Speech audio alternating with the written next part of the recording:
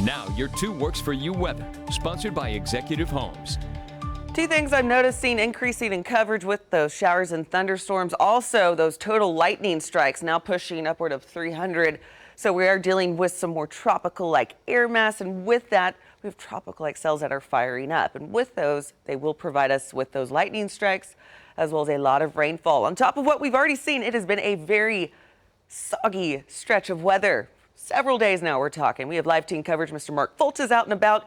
Notice some areas of road ponding off to the sides right now. So go ahead and allow a little extra time. If you're not fighting these showers and storms this morning, you will be dealing with some areas of fog. Visibility is dropping off quite a bit. We'll take some more live looks, but first let's talk about these showers and storms. What started up as some pop-ups, now tracking across the metro right now, and I do expect this to continue over the next hour to 2 hours based upon what I'm seeing to our north over in Veneta with those showers and storms just hovering over that area. You're seeing a green box right there because they are under a flash flood warning because that system just stalled there since about 4 this morning, dumping a lot of rainfall. You can see where that yellow is now extending, and that's indicating anywhere between 2 to 4 inches in that 2 to 3 hour window. So there will be some areas in that location that will be problematic. Those of you waking up right now over in Grand Lake, hearing some lightning going on, we are dealing with those heavy downpours as well as those lightning strikes. We will get some dry time working in, but the system's taking its time, so do use precaution if you're having to get out this morning.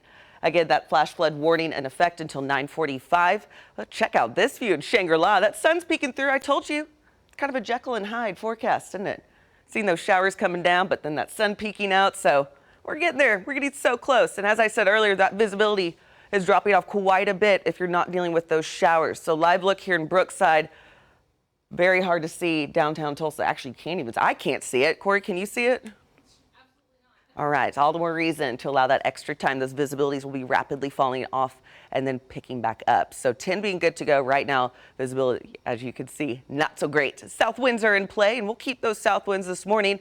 Those dew points, as well as those temperatures lining up with those winds remaining fairly calm. We need those to pick up a little bit more to help break apart some of that fog. 75 over Muskogee. Good morning. 72 in Tahlequah. 73 to our friends in Rogers. We'll keep those temperatures in those 80s, similar to what we've had over the last several days with that sun cloud mix. And then those cells will be firing up, and it's going to be very hit or miss on where they end up firing up for the afternoon with those showers and storms. Notice the difference from north to south with those temperatures. A lot warmer the further south you are. That's because we're jacking a passing cold front. There's a lot going on in this forecast this afternoon that will be driving in. So those south winds, all of a sudden, they'll be switching and driving out of the north, and we'll see some dry time working in. But in order to get there, we're going to keep this flash flood watch. No wonder for those cells that like to take their time, dumping a lot of rainfall in those areas that have already seen been hit the hardest with that rainfall over the last several days. Here comes that cold front as we head into the afternoon and into the evening hours, and we'll continue to keep a close watch on them. I'm not seeing any severe threats. The main concern will be additional rainfall on top of what we've already seen. Dry time working in with those north winds in play, and we're looking at a fantastic finish to the work week and into the weekend. In terms of how much more rainfall, how much more can we hold? We're looking at another ½ inch to an inch with locally higher amounts, as you just saw in portions of Veneta. We're talking Craig County as well as into portions of Delaware County. Drying out, few clouds this evening.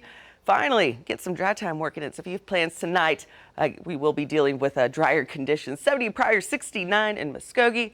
Let's welcome in the 4th of July weekend with some fantastic, I'll give it a 10 for the weekend, at least 87 with a low 66. I'm not hearing any complaints for that day. Also keeping a close watch on area roadways. We do have one accident to report about at this hour. As you can see, it's right along that IDL. We have live team coverage. Andrew is out and about right now. You can see that rain is coming down as he is inching closer and closer to that destination.